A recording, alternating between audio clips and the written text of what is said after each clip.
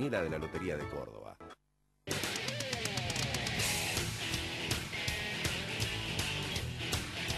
Bueno, Alfredo, ¿cómo andamos? ¿Qué tal? ¿Cómo estás, Ricardo?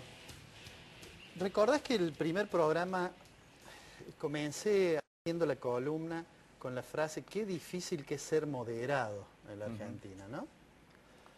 Hoy casi que podría decir qué difícil que es ser moderado 2, digamos, como una, claro, una segunda versión parte. adicional. Te escuchaba recién cuando hacías la presentación editorial y pensaba que mucho de lo que decías va en línea con lo que quiero volver a insistir. Fíjate, esta semana hubo hechos desde el punto de vista de la economía, que vienen del mundo de la política, realmente muy importantes para comentar. De hecho, un comentario inevitable debió haber sido el discurso presidencial que inauguró las sesiones. Así es.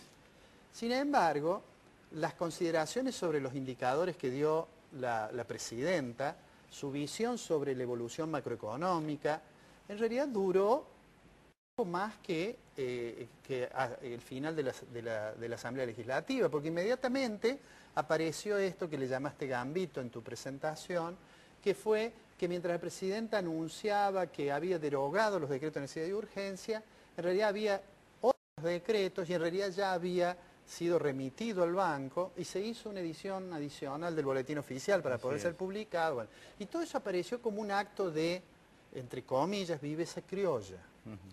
Yo ayer revisaba el tape del discurso presidencial porque escuché un periodista que es muy conocido, Alfredo Leuco, que en un programa dijo que la última parte, cuando la presidenta debió expresar de que había emitido los documentos, dice, lo dijo de una manera que parecía Fidel Pintos, es decir, que no se entendía bien. Y revisé ayer el tape y efectivamente la presidenta no fue lo suficientemente clara.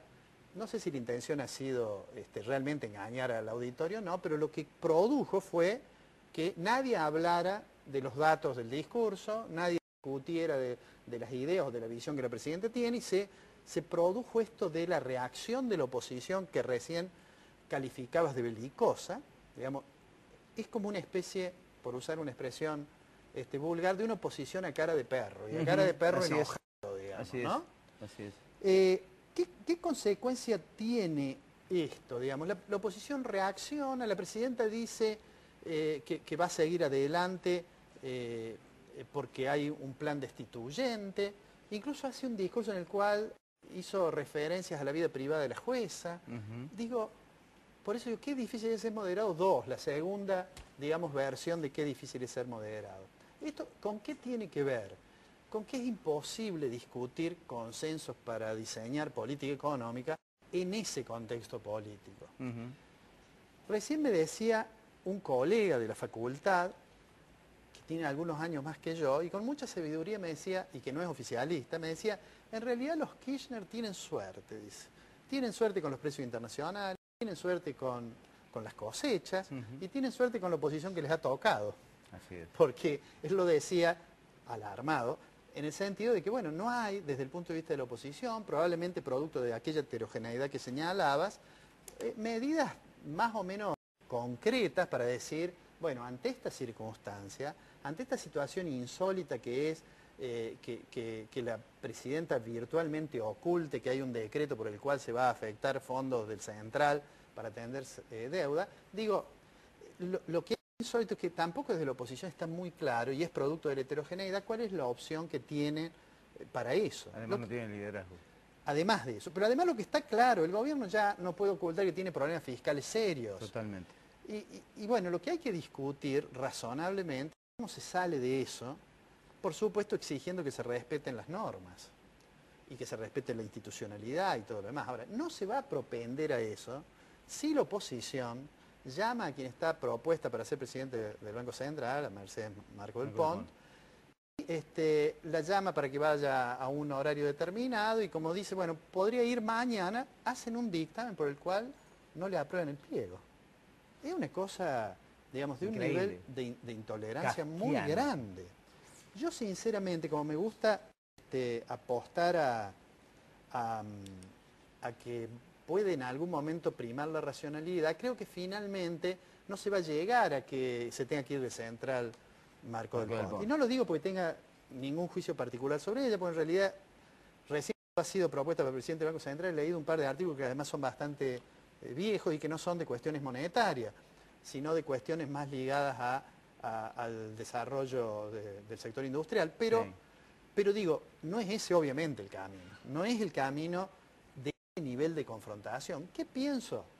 Hoy es viernes, vendrá el fin de semana, nuestros televidentes nos verán el sábado y el domingo, y yo espero que en la semana que viene haya un nivel mayor de tolerancia que permita avanzar, porque hay, dentro de la oposición, en realidad hay gente que cree que discutir usar las reservas es un pecado, Claro. y hay gente que cree que lo que hay que ver es cómo se podrían usar, para lo cual primero hay que ver cuáles son las reservas y saber en serio cuáles son las reservas. Segundo, cuáles reservas de esas se pueden considerar, digamos, disponibles. Disponible. Y después cómo se instrumenta para no generar efectos, digamos, por ejemplo, presión inflacionaria o efectos, digamos, indeseados a nivel macro.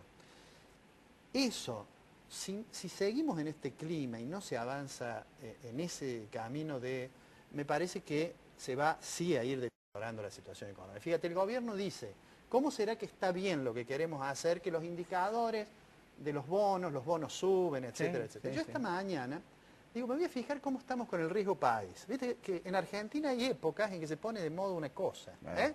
Entonces había épocas en que nos levantamos y decíamos, hace 19 grados, la sensación térmica es 25 y el riesgo país es 1100.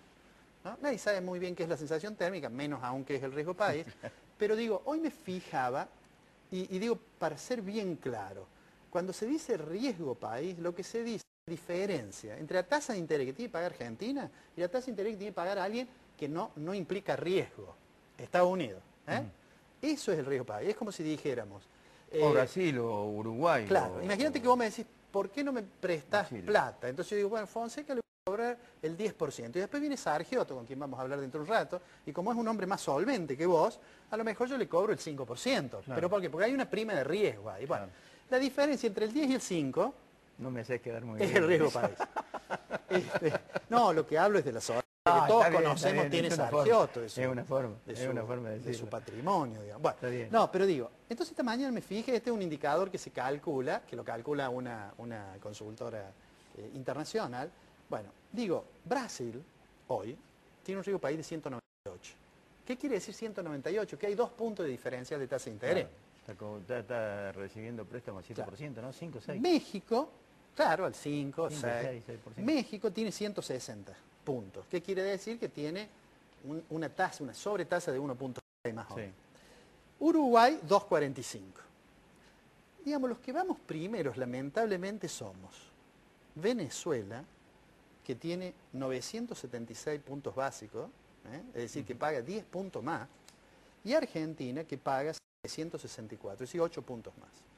Digo, ni el gobierno puede decir, mire qué bien nos va, porque por algo, el que tiene que prestar, le presta a Brasil con una sobretasa de 2 puntos y Argentina Claro. una sobretasa de 8.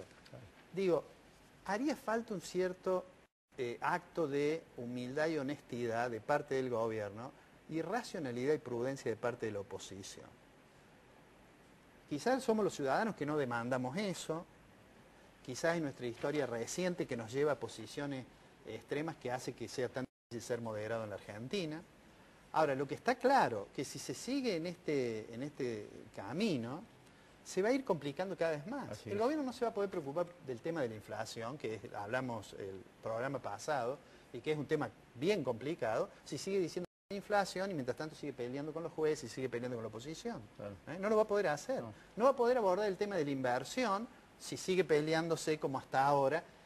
Digo, y la oposición no va a contribuir, y yo creo que tampoco va a capitalizar un conflicto, si lo único que tiene como instrumento es tratar de demostrar que le va a doblar el brazo al gobierno. Claro. Mi idea es que el gobierno tiene más responsabilidad. Mi idea es que quien No, gobierna naturalmente. fija la agenda. Lógicamente. Pero Lógicamente. en un sistema de división de poder y de participación de distintas miradas, como es en el Parlamento, quienes están en la oposición tienen además una responsabilidad que no pueden eludir. El gobierno no puede eludir buscar el consenso, la oposición no puede eludir acercarse a la posibilidad de